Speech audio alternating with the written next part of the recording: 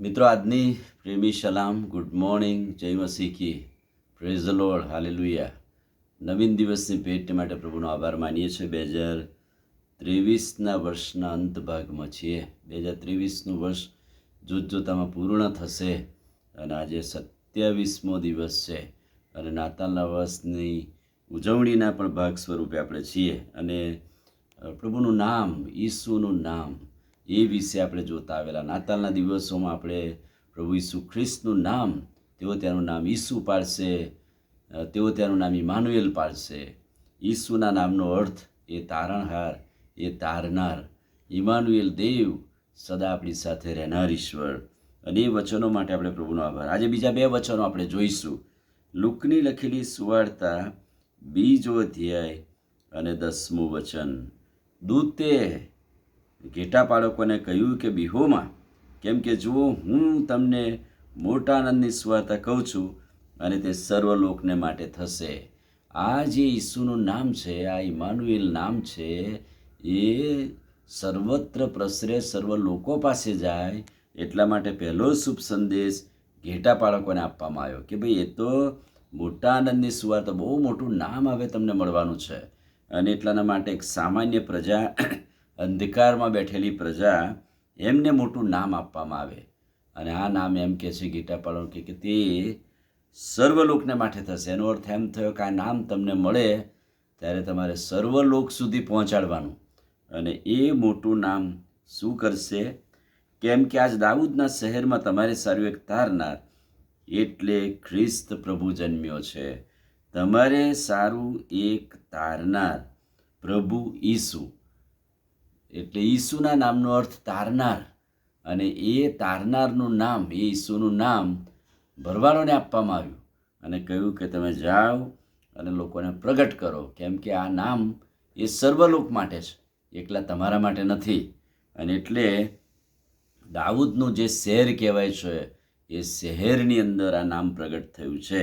અને એટલા માટે નામ જોવા, એનો અનુભવ કરવા માટે ભરવાડોએ મુસાફરી ખેડવી પડે. એમણે એમનું ગામ, ઘર છોડીને દાઉદના શહેરમાં જવું પડે. અને મોટું નામ, ઈસુનું નામ, કે જે સર્વલોકને માટે છે, એ નામનો અનુભવ તેમને થાય. બીજું વચન આજે સવારે આપણે જોઈશું, યોહાનની સુવાર્તાનો 3 અધ્યાય અને 16મું વચન. કેમ કે દેવે જગત પર એટલી પ્રીતિ કરી કે તેણે પોતાનો એકનો એક દીકરો આપી દીધો.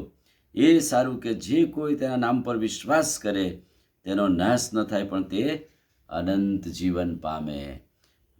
અહીં પણ દેવે જગત પર પ્રેમ કર્યો. ત્યાં એક તારનાર અને સર્વલોક માટેનું નામ. અહીંયા આખું જગત અને વિશ્વ પર ઈશ્વરે પ્રેમ કર્યો અને પ્રેમ કરીને નામની મોટી ભેટ આપી.